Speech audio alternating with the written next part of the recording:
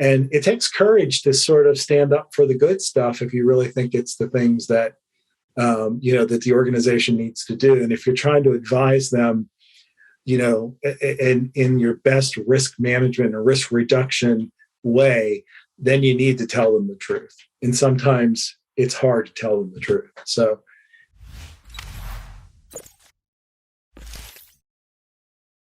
yeah, so I started, with the accounting, and I went into cost accounting, which got me into a manufacturing environment so I could see the production line, and then into IT audit. And from there, I ended up running a large Y2K project. Crazy. Probably not by choice, more like I was the only guy that was left with his hand up. And it turned out to be a fascinating experience because it's where I learned a lot about resiliency and the ability to not be able to control everything in your environment and have to, be ready to deal with operational disruption. And I found myself in Australia because I was working for a large oil and gas company that was building a pipeline from Perth to Darwin, and they needed help with somebody doing their Y2K projects. I found myself there 4 times, beautiful experience. And that's when I think all the cybersecurity and the technology and all those things sort of clicked for me. So when you say Y2K project, you mean like a reliability engineering project for Y2K? Yeah, I mean, we had hundreds of thousands of lines of code that were written in COBOL. We had a lot of legacy systems that were like 30 and 40 years old, which you often see in an oil and gas legacy organization. And so I led the effort to not only renovate all that code and, renovate those systems, but also to work with business owners to understand their contingency plan should things go wrong at Y2K. And, it was a bit of a non-event, but it was planned to be a non-event, right? I mean, if we did our jobs, it should be a non-event. So, so that's kind of how I got, made a little bit of the transition to understanding and really liking the whole resilience side and realizing that was the, sort of the partner to cybersecurity, because you got to be able to do both. Right. So when did cybersecurity become like your main focus? So in the year 2000, a large company, Dominion Resources, bought the gas company that I worked for. And I had some opportunities to continue in that space, but I really wanted to do something different. So I went to Carnegie Mellon on the invitation of a former colleague and went to a startup company there, was focused on cybersecurity. And I found myself at CERT. The startup company didn't make it and was sort of not well defined, and found myself at CERT. And really got interested in not only the research side of cybersecurity, but also, CERT and the Software Engineering Institute at Carnegie Mellon, where CERT is located, is really famous for the capability maturity model for software development. And I found myself really interested in that. And I started to see that those two worlds weren't necessarily divergent, that there was a lot of lessons from the process improvement community and the software community that the cybersecurity community needed to learn. So I started I worked in a system network management sort of group, and then that emerged into a risk and resilience management group that I ended up leading for probably about 10 years, leaving there in 2015. Oh, yeah. So that's where I met David White, nice. Who was on my team, who you've podcasted with before. Yeah, dude. David was a fantastic episode, fantastic guest. Really enjoyed speaking with him. So Did he pull you along with Axio from the start, or were you just kind of like talking for a while and then eventually came over? We kind of diverged. So when he left the Software Engineering Institute, I had an opportunity to go back into oil and gas, which I had spent 14 years in previously. And that was to become the leader of the cybersecurity program at a large natural gas company. In fact, I believe it's still the largest natural gas producer in the country. It's EQT, which is headquartered here in Pittsburgh. And it was a way for me to take, just like you said, I had cybersecurity experience, I had business experience, I had manufacturing experience, I had, oil and gas experience, and I was going to be able to converge all of them. So I reluctantly left Carnegie Mellon, which was a wonderful place to work, and went back into industry and led the cybersecurity program at EQT, and then a spinoff, which was Equitrans Midstream, until 2020, when I really came to a point where I thought retiring was, the next phase of life. And I did some consulting after I left in 2020, but I really still wanted to have some impact. And so I was talking to David, and he's like, look, we can really use some help and, work as a senior advisor with us. And so that's how I joined back up with David. I was following his journey all along, and I knew he would be successful, and Axio would be. But I'm having a great time working with those guys and helping them, get on the map even more than they already are. That's awesome. So for those that may not have listened to David's episode, could you give the overview of what Axio does? Yeah, I think my best description of Axio is from a former customer. So while I was in the oil and gas industry, I used their product Axio 360, which is their assessment product. And so from my perspective, what they really do best is that they are a full-scale cyber risk management organization. So they really help organizations use risk management to advance their cybersecurity programs. They provide tools and consulting that align to all the phases of risk management, like diagnosis and planning and measuring and metrics. And recently, they've gone full-scale into risk quantification, which I really wish I had had the opportunity to implement a lot of what they're doing in that space when I was in industry, because cybersecurity risk quantification is that missing link between the cybersecurity profession and discipline and the business makers in the organization. I mean, it really links the two together. And it's because, business decision makers use quantification as a universal language. So it's a way to align to the way they think. And I think what they're doing in risk quantification at Axio is very impressive. Yeah, it is really cool stuff. And giving people the ability to look at their cyber risk as like a dollar amount and make decisions, like financial decisions based off of cyber risk versus just like trying to prevent everything. Like you're not going to prevent everything. Some stuff is going to get over the wall. So just prepare for that. Absolutely. Budget for it. Yeah. But so one thing I wanted to ask you is like the job title of advisor. I feel like that can mean such a broad level of involvement. Like you can be like driving the organizational strategy and full-time or more than full-time, or you can be at the golf course meeting with the CEO on Sunday. And be called an advisor. So what do you do day to day at Axio? I'm more of a sounding board in a lot of ways as they are thinking about strategy and what's needed in the community. And I give them back a lot of the experience that I had, firsthand experience using their tools and products and services and how they worked and didn't work possibly in my environment. And what I find myself really doing with them a lot is writing. It's a lot of codifying, and really putting their approach and their strategy on paper for them, helping them, make these really good business cases for what they do. So, for example, I got involved in a document that they recently published, a ransomware state of preparedness for ransomware, and basically they gave me a pile of data, and I sort of took it and really went in and analyzed it and looked to see if there were trends in there, and then wrote, the report with David White. And so, David and I wrote a book together, the CERT Resilience Management Model. So we're really used to collaborating in a technical way and also in codifying things.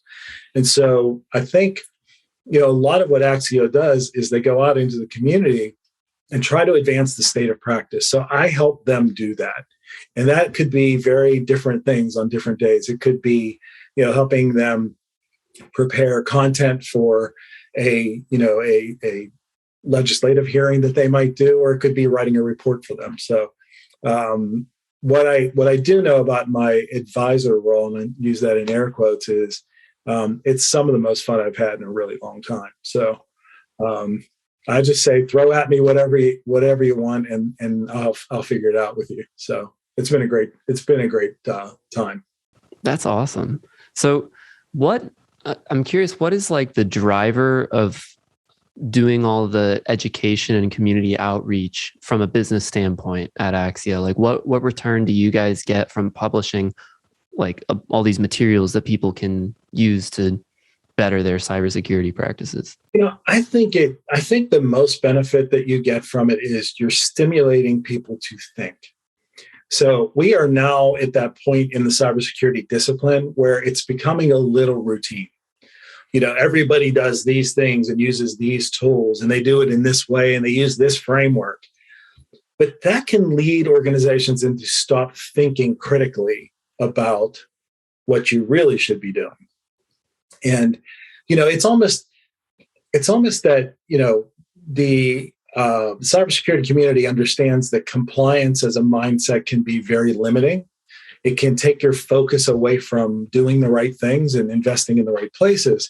And so I think they're conscious of that. But what I think they're not really conscious of is taking a step back. And again, I'm an old guy, right? I'm a semi-retired guy, and I always think we did things better in the beginning than I see people doing them today. But my bias is that we had to think about it more critically. We had to explore it more critically. We didn't just have the opportunity to push a button and have something happen. It's like writing code when you're a COBOL programmer, and you have to understand how the machine reacts to that code, and you have to build divisions in those programs to instruct that machine to do things. But with languages like the modern languages, you don't have to do any of that, right? All of that's being managed by the software. So it's really helping, I think, organizations think critically and get back to basics. So what are some issues that you notice like organizations committing pretty often? Yeah, so I came away from my initial work with the Axio folks with three sort of fundamental truths. One is that organizations have to understand that cybersecurity is just one of many risk management challenges. So from an organizational perspective, they look at cybersecurity as another pillar in their risk management program. They might have, market risk and credit risk and strategic risk and HR risk. And cybersecurity is one of those things. Now, it might be shouting the loudest right now, but at the end of the day, if you're a decision maker, if you're senior management, if you're a board of directors, they're being presented with all kinds of risks all day. And so to the extent that you see cybersecurity through a risk lens, and you are heavily adopting a technology, especially internet-focused tech or anything as a service, looking at the risk management aspect of it is really number one, I think, in my book. And I think that's something that Axio does really well, because they keep that risk management thread alive when they're consulting with you, when they're talking with you, when you use their tools. Their tools start with a risk perspective. So it's not simply how well do I compare against X framework? It's how well are the actual risks that are unique to my organization driving me through that framework. That's a whole different approach. And that's, to me, the best approach. Yeah. That's the first fundamental truth, I think. Well, I mean, you got me on the edge of my seat. What are the two other fundamental truths? So we talked about one of them early on, and that's to recognize that cybersecurity and business resiliency are two sides of the same coin. You can't do one without the other. And because uncertainty is at the core of risk, you have to realize that any approach that pretends to address all risk as a known, it's flawed from the start. So if you go into it with the bravado of, we're going to build a cybersecurity program that's impenetrable and we're never going to have to deal with an incident and we're going to have this like fortress, you're probably going to spend a lot of money and be disappointed. And then you're going to have to explain to your board of directors why you spent a lot of money, made a lot of guarantees, and somebody still got through. It's the Red Rover conundrum. I don't know if you've ever played that game. Yeah. you lock arms and you dare somebody over. Well, every day as a cybersecurity professional, you are really daring the next attacker over. So if you don't look at it from the perspective of, let's control what we can control, let's understand risk from a scenario perspective, let's plan for those scenarios, but also let's plan for the fact that there will be organizational and operational disruption. We're going to have to do something about that to get back to normal operating condition. And when you do both of those things, I think from a risk management perspective, you have the best potential, coverage, because you're thinking about it from the perspective of what could get through, and you're thinking about when it gets through, here's what I'm going to do about it. So you're covering all the bases. So that's fundamental truth number 2. What is truth number 3? Number 3, cybersecurity requires excellence in the foundational practices. So when we did this work on the state of preparedness for ransomware, we had a pile of data from organizations that took Axio's ransomware preparedness assessment. And understand that the reason somebody would take that assessment is not really to answer a survey. It's because they want to know what their gaps are and they want to know how to fix them. So they have vested interest in the data. So I find that kind of data much more compelling and much more valid. And as we went through that data, there were some truths emerging. And we kind of all sat back and looking at the conclusions and said, this seems to indicate that organizations are failing at the basics. Like they're just not doing the old school basic stuff that we did back in the day. And they've taken their eye off of that toward, the shiny metal object and the advancements and all these things. And I'm not saying those aren't important because, as we were moving into a cloud environment in my past jobs, your mindset has to shift. The tools change. The controls are the same, but they're implemented differently. So these things happen that you have to really account for. But at the end of the day, it's all still basic stuff. And so, when we looked at the data that came out, I think initially we were shocked, but then we were like, this makes a lot of sense, because if the foundation is weak, the house will fall. And what we think we're seeing, at least anecdotally, is that a failure to attend to the basics is causing an overexposure to things like ransomware and other threat vectors. And we identified 7 areas where those basics we thought were failing, and we published that in the report. Nice. So what are some ways that companies, because I think it's easy to be blind to that kind of thing when you're operating on a day-to-day and you're doing what you think you should be doing. Yeah. How can companies take a step back and evaluate whether or not they are adhering to the basics? Well, certainly you can use a lot of the framework instruments that Axio has in Axio 360. It will point out the gaps, and it's going to help you, because the questions and the controls that you're addressing in that framework, in that tool, are written at a level that it really gives you the opportunity to think critically about it and answer honestly, because that's the problem here, right? If you don't answer these questions honestly, you're fooling yourself. So I think that's one way to do it. I think also, the reason we wrote the report was to give people 7 areas to focus on that came out repeatedly in the data. Simple things like basic cyber hygiene, right? When you spin up a server, you should have a security footprint that you are implementing in that server, which means you're closing ports that you don't need, and you're turning services off you don't need, and you're cutting off the internet connection if you don't need it.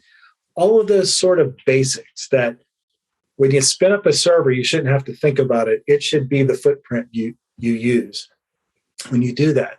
I used to think about the fact that giving users local admin privileges, for example, was one of the biggest cybersecurity threats in my organization, because first of all, they're not going to use it responsibly. Second of all, they're going to download and install their own software they haven't vetted, and they haven't looked at the controls on it. And that creation of that shadow IT I understand it from the business perspective, but from a cybersecurity perspective, your user base is expanding your threat environment and you don't even know it, right? So it's those simple sort of things, like cyber hygiene and supply chain is another one. If you don't realize yet, the world that you control as a cybersecurity professional is not just within the boundaries of your organization. If you do anything as a service, if you do cloud anything, if you have customers, if you have regulators, you exist in an ecosystem sometimes that is bigger outside of your walls than it is inside your walls. So not having a basic supply chain risk management program is a massive failure in my view, because you need to at least know what that exposure is to do something about it. Yeah, and so Axio is like the tools for noticing these failures, right? And then it gives you like recommendations of what you can do about it, or is there also tools offered by Axio to do something about it? Well, what I love about the Axio 360 tool, and I used it in this way, was after you get through sort of the assessment activity, it helps you prioritize your gaps based on risk. It helps you build plans and start to engage people in the organization to help you close those gaps. So it gives you, and this was always one of the hardest things to do as a senior leader in cybersecurity, it gives you that roadmap that you can start to use to have a systematic and structured way through your risk, your highest risks, and closing those gaps. And of course, the consultants at Axio will absolutely help you build those plans and implement those plans and measure their effectiveness. But just being able to come out of 4 or 5 hours of investment with people around the table having a conversation about the organization's cybersecurity and its risk with a roadmap it's brilliant. I mean, it used to take us months to do work like that. And we would rely on internal auditors to help us. And, they have kind of a different objective in the organization. Yeah. You're not always really aligned with them as an independent body. So just being able to produce that so quickly is, it's 50% of the battle in my opinion. For sure. So one thing that's been on my mind when you're talking about like the increased threat landscape of giving more people like access to your servers and like your employees access to everything that they need to have access to. Recently, I talked to this company called Cradlepoint on a couple episodes. They do a lot with private cellular networks, and it's pretty cool hearing about how you can have like a Wi-Fi like connection and experience to your enterprise network through a cellular signal through the tech that they have, and that offers all sorts of security advantages going forward with remote work. And I'm curious, with remote work, obviously a lot more than it used to be. What are some ways that like security strategies are going to have to change going forward, like forever? Yeah, I love that you brought that up, because I think that on March 13th of 2020, the cybersecurity world changed dramatically. That was the beginning of the lockdown for most of us, right? And everybody went remote, whether the organizations were ready for it or not. And what lagged, in my opinion, was any of the gaps that you had in remote work to begin with. So most of these organizations had some, remote capability, right? Whether it was through a VPN or something like that. But I think it forced them to look critically at not only, what happens when the person leaves the physical organization, but now they connect to their own ISP. And they might be connecting on a computer that's shared in the household, shared with teenagers, shared with kids who might not be best at, keeping it nice and clean and secure. And beyond all that, we started to learn that what really started to lag was any policy around remote work, like what is acceptable, or how does your machine have to be configured? And, if I'm using my home computer at home, do I have to download the organization's, EDR solution, so that I, as a cybersecurity professional, can make sure that home environment is at least 90% as secure as it would have been if it was inside my walls. I think it forced a major conversation in organizations. In fact, before I left my position, we were really sitting down and thinking about, did we have the capacity? How would our networks handle all of this? What kind of traffic would be coming across them? Where would it be coming from now that we're not used to?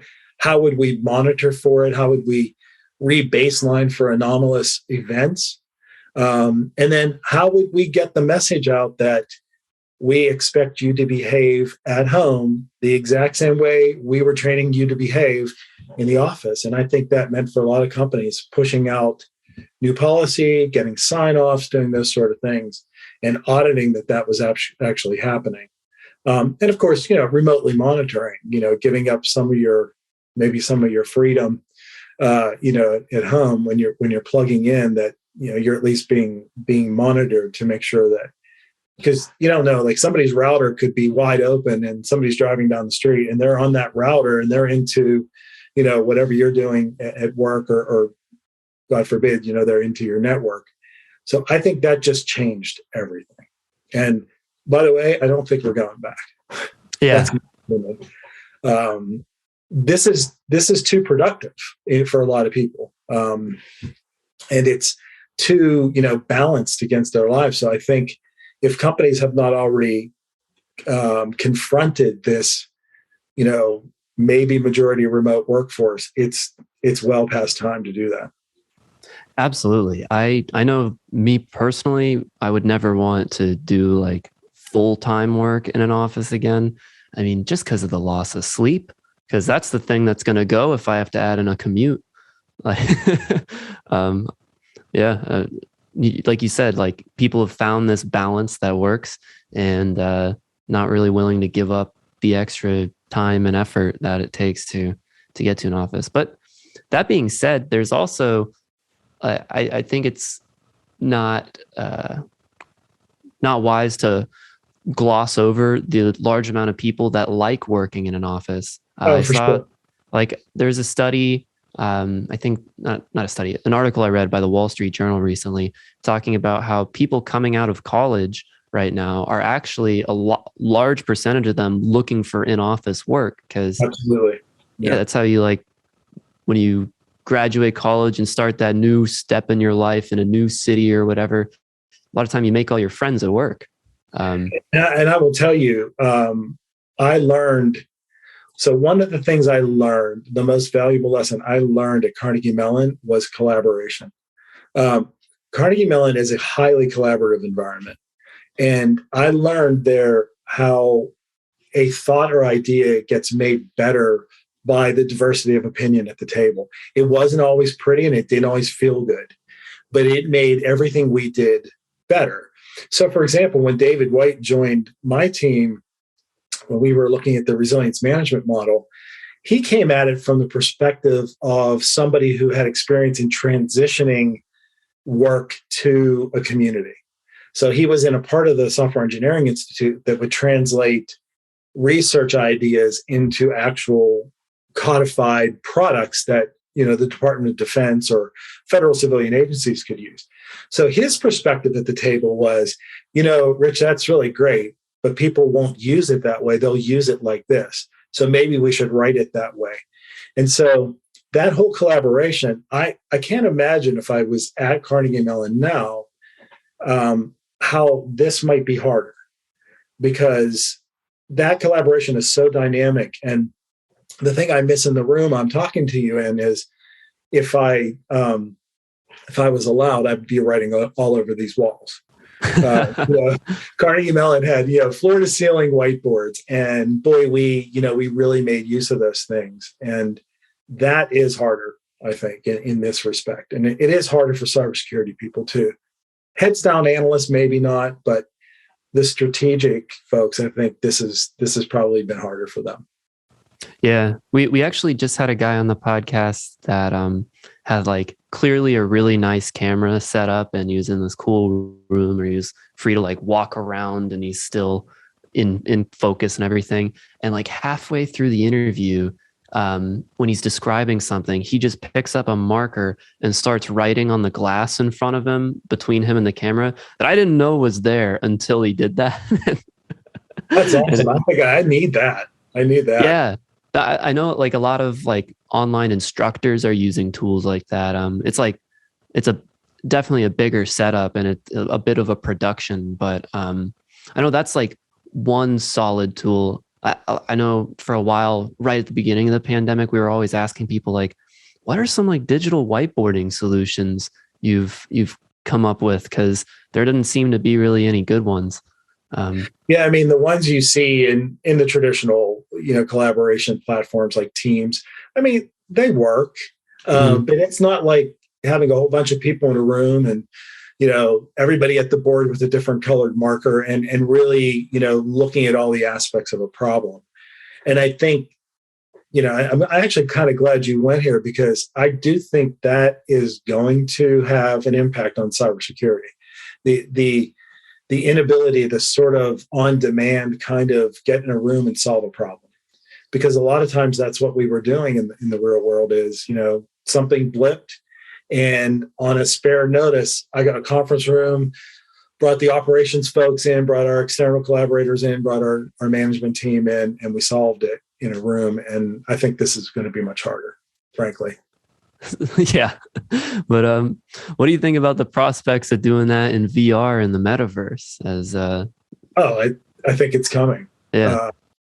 I don't have a good experience with VR, because I don't know if you remember, there was a movie called The Wire that it was about I believe it's a Frenchman who strung a wire between the two twin towers, I lost the name, the World Trade Center. Yeah. Before they opened, and he walked that wire.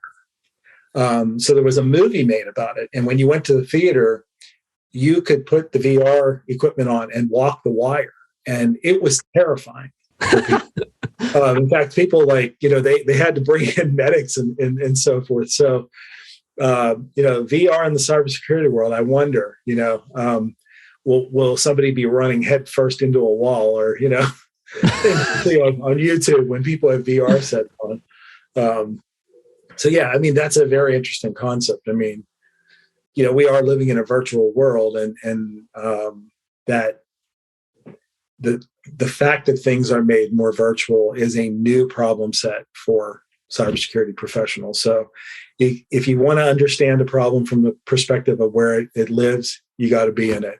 You got to be in head first and have your sleeves rolled up. Yeah, absolutely. So before we get closer to the end, I want to ask you a couple leadership questions, if that's cool with you. Absolutely. So recently we were talking to this guy at IT Pro TV. His name was Don, and he was a fantastic speaker, because he's like a professional educator for IT Pro TV. It's what they do. They like provide these videos in like a talk show format for upskilling and getting good at tech. And people use it to get certifications, and companies use it to upskill their workforce. And I know you guys do a lot of education, like outreach in terms of cybersecurity. And I'm curious what you've seen like other companies do to upskill their workforce and bring everybody up to speed on their cybersecurity practices, and what's worked in that regard. Yeah, I was a big fan, and I still am, of learning through, applying. So, when I was back in industry, starting in 2015, we were, putting in sort of learning management systems and those sort of things. And that kind of, watch a video and absorb and answer some questions. Some things get through, but they don't get through in a great way, right? The two ways that I found to be really helpful, and I wish I just started to do this when I was right before I left industry, But one is, simulation. So to the extent possible that you can put people in real situations and see how they behave and give them the ability to learn from the behavior, to me is the number one way. So, everybody goes to the classic example of fishing. So, we used to fish the living devil out of people in the organization, and we fit different tiers of people. We fished engineers differently than we did accountants, and we fished senior management. And we used to play a game with them, and say, well, I'll bet you, 7 drinks on Friday that I'm going to get you this week. And, it was that, and it was engaging. Like, people wanted to, okay, try to get me, fish me, or scrape a website that I use all the time and see if I'll give my credentials up. They wanted to do it. It was a game for them. And I think it was really that sort of experiential learning that they loved. The other thing that I was wanting to do and I never got to was a cybersecurity, not internship, but fellowship, if you will. So bring people from the organization into the cybersecurity team for a 2-week stint, for a 4-week stint. Live the experience through our eyes. See what we see on a daily basis from an operational perspective. See what you're doing in the field that's causing us grief and why we come at you with rules, and understand it from our side, because we take all of our time trying to understand it from the business perspective to make sure we don't get in your way, to make sure that we don't make your experience less than. But sometimes you need to understand it from our perspective. And the best way is an immersion was the word I was looking for, an immersion program. Put key people in the organization through, the team. That's how I learned to be an internal auditor. So, I went into a big bank management program, and everybody did a 2-week turn in internal audit and went on an audit to understand the rigor of internal audit and why you do it and what comes out of an internal audit. So that when you were an auditee at some point, you would understand why the auditor was asking questions and in the order, and why they were asking for documentation and those sort of things. So to me, those are, immersion and learning by doing. I think those are really the 2 best ways to get, the culture of cybersecurity to emerge. Learning management systems are great, but I think in my case, I feel like they're supplemental to those things. Yeah, absolutely. That it reminds me of, I've heard a lot at the time, developer teams will do a thing where they put the developers on sales calls with the sales team and on demos to watch that happen. And it really helps to build not just the empathy for what they're going through, but also it breaks down the walls of the silos and opens up communication between the different teams. And I can totally see how that's also beneficial for cybersecurity. I just haven't heard of it, that 2-week and thing specifically in cybersecurity before. And that's really cool. Atlassian, the Confluence folks, they have a video out on YouTube about co-programming, co-coding, right? Where 2 people sit together and write the same program, and the advantages of all that. And it's hilarious. I mean, so, try to find it and watch it, because they put it in the sense of this partnership you're creating. But, we always knew that, even back in the day when I was writing code, not very well, by the way, a code review with people in the room and walking through your logic and the way you did something, knowing that, programming is really more of an art than a science. There's 12 ways to get to the same answer. It just builds a better product. So this whole notion of people working together and doing things in tandem and learning from one another, and you see something I'm not seeing and vice versa, if that's not the wave of the future, it should be. Certainly the DevOps community, I think, embraces that. I'd love to see the cybersecurity community embrace that as well. Yeah. And I like that you brought up that co-programming concept, because I think that also ties into earlier when you were talking about thinking critically about your cybersecurity practices and not just doing things out of habit. Because I still do some audio engineering projects after work, because I really enjoy doing that. And I like sitting with the person who I'm mixing their project for and having them there, because it forces me to have a solid reason for every decision I make and not just do things because it's what I always do. Right. Right. There's an epidemic of that, I think, in cybersecurity. I mean, instead of chasing the next tool, which you do need to do, thinking about the process that the tool is going to help. So again, back to the ransomware report, the most startling finding in there, which I have to say made me sweat a little bit, was the very low level of privileged access management that was being done in organizations. So, statistically, I think it was like 80% of organizations have not implemented or only partially implemented a privileged access management tool.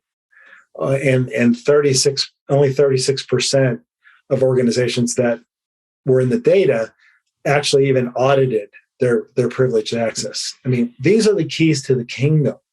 These are the pot of gold an attacker wants.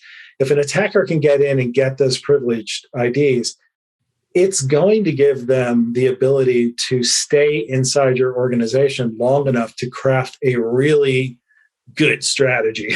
Yeah. I mean, think about the Target hack that I think happened, in 2017? 2015. That was a set of credentials that an HVAC operator had that, gave up in a phishing expedition. And then, the attackers went in and they found their way to the point of sale terminals.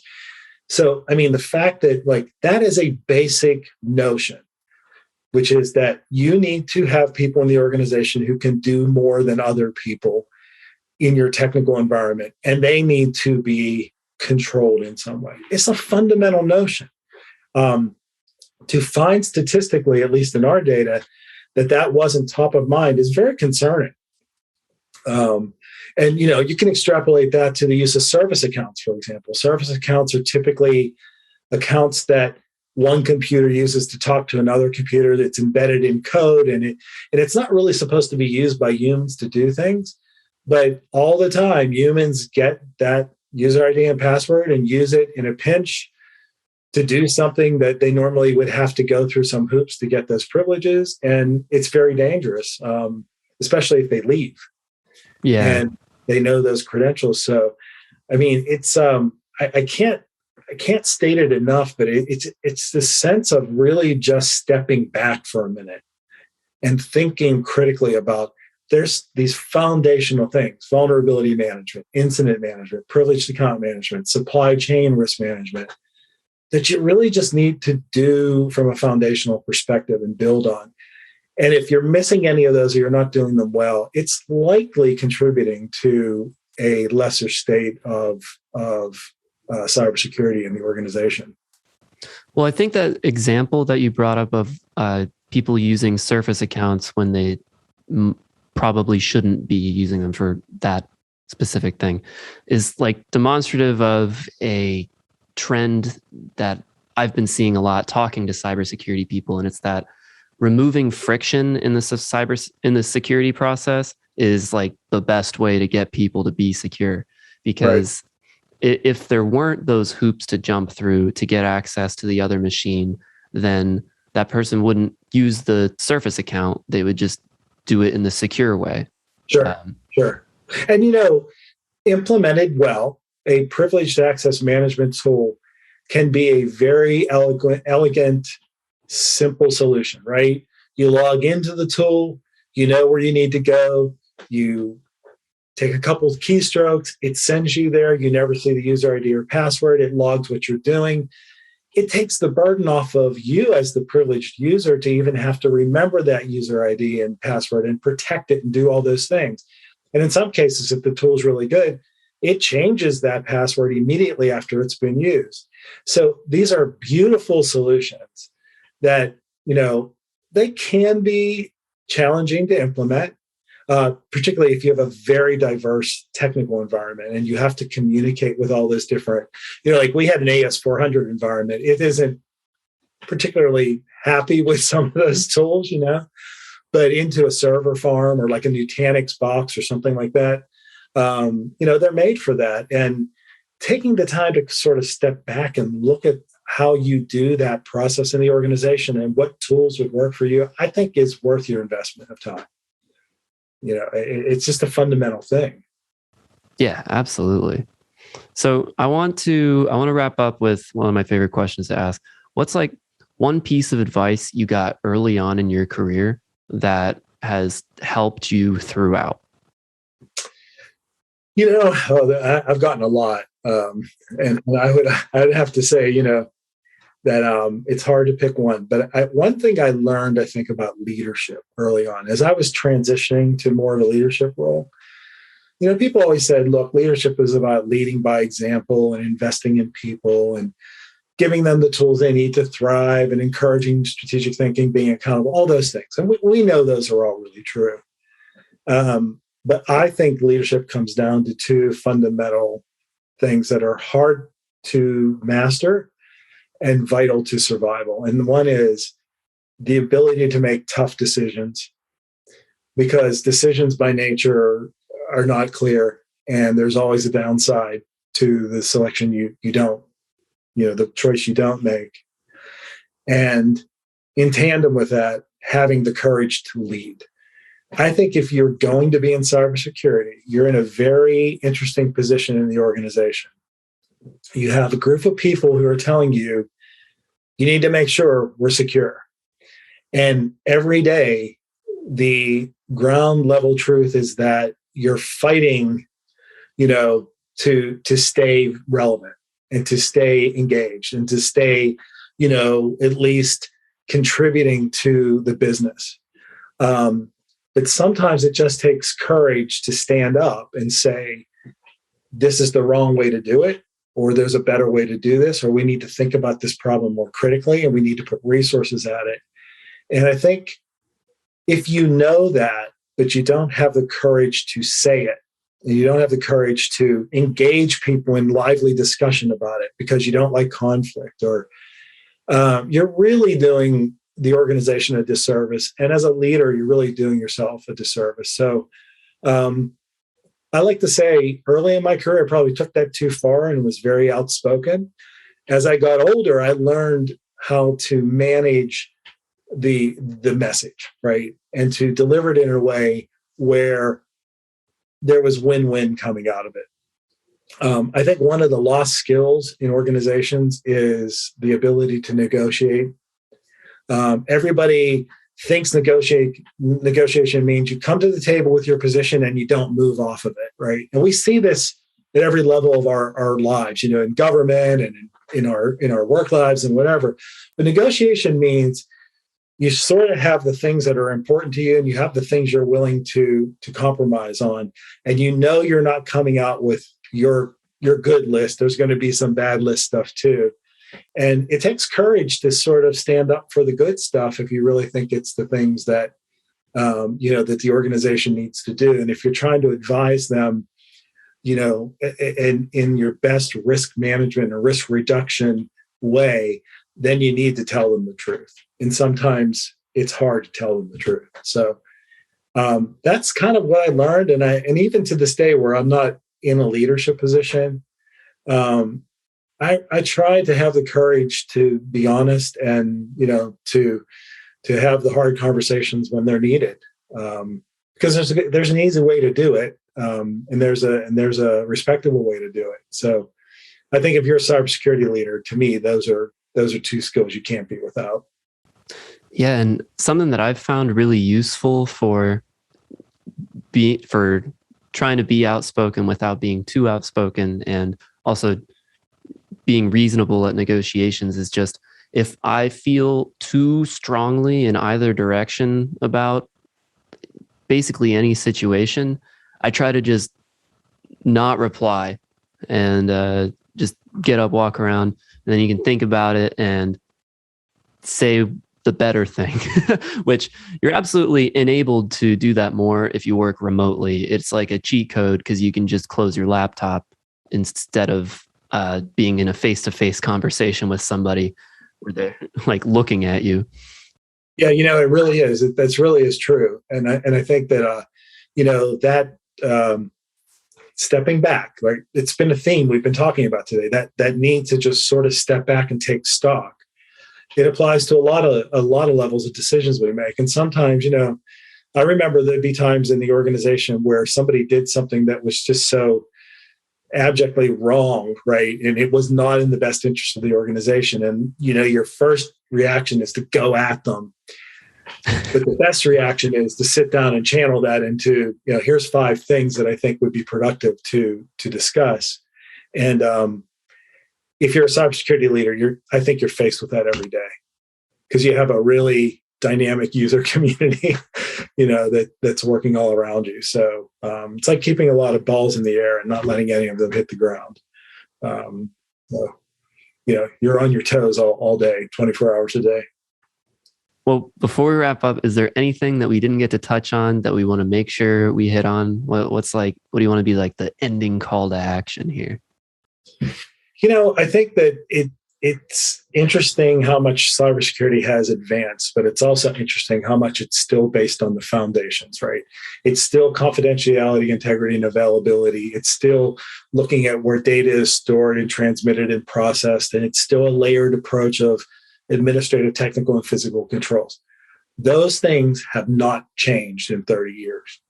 It's the world that we apply them to that changed, and the controls we use and the tools we use. I think people need to understand that the best approach is to stick with the fundamentals, and it will lead you to the right solutions every time.